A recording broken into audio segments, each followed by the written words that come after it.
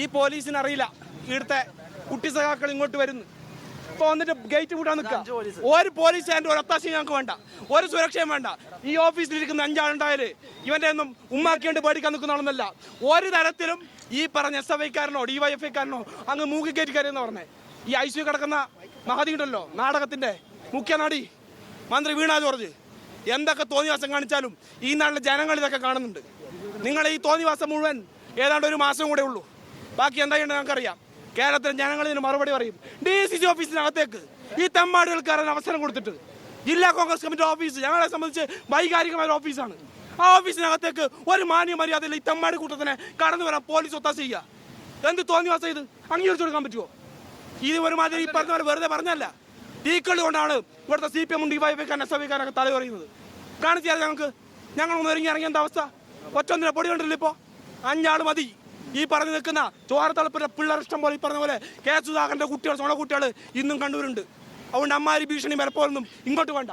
ഈ ഓഫീസ് ഞങ്ങൾ അഭിമാനത്തോടുകൂടെ ഈ ഓഫീസിനകത്ത് നിൽക്കുന്നുണ്ടെങ്കിൽ അതിനകത്ത് യുവന്മാർ ഈ പറഞ്ഞ ഭീഷണിയും ഈ കല്ലേറും ഈ തോന്നിവാസം കൊണ്ടൊന്നും പേടിച്ചോടാൻ വേണ്ടിയിട്ടില്ല.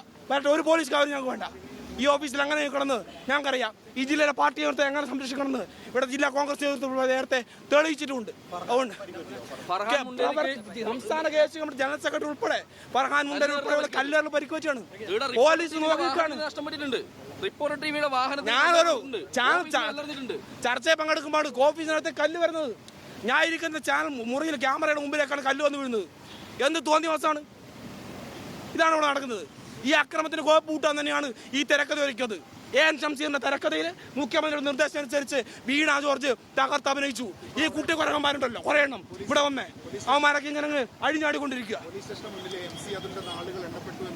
MC അതുലിന്റെ ജില്ലാ KFC കമ്മിറ്റി പ്രസിഡന്റിനെ എന്നല്ല, ഈ ജില്ലയിലെ ഇതുമായി ബന്ധപ്പെട്ട് പ്രതികരിക്കുന്ന ആളുകളെ പോലും ഒരു ഫേസ്ബുക്ക് പോസ്റ്റ് ഇട്ടാൽ പേഴ്സണൽ മെസ്സേജ് എന്തൊക്കെ അക്രമവും ഭീഷണിയും.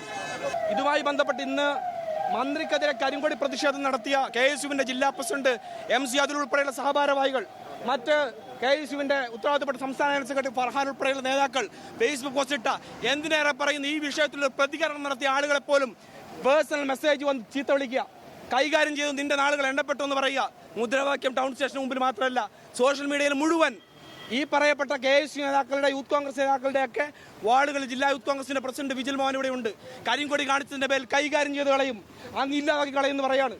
അങ്ങനെയാണ് നോക്കാലോ ഈ ജില്ലയിലെ കോൺഗ്രസ് പ്രസ്ഥാനത്തിന് അതിന്റെ വിദ്യാർത്ഥി യുവജന പ്രസ്ഥാനത്തിന്റെ നേതാക്കന്മാർക്ക് ആവശ്യമായ സംരക്ഷണം കൊടുക്കാനുള്ള എല്ലാ കെൽപ്പും ഉണ്ട് ഈ പാർട്ടിക്ക്. അത് വരും ദിവസങ്ങളിൽ ഈ പറഞ്ഞ ഇവിടെ കണ്ട ഈ സമരാവാസി തോന്നിവാസം കാട്ടിക്കൂട്ടുന്ന പ്രതിഷേധത്തിന്റെ പേരിൽ ഇമാതിരി തോന്നിവാസം കാട്ടിക്കൂട്ടുന്ന ഈ കുട്ടിക്കുരങ്ങന്മാർ അറിയും. കൃത്യമായിട്ട് മനസ്സിലായി തരും എല്ലാത്തിനും.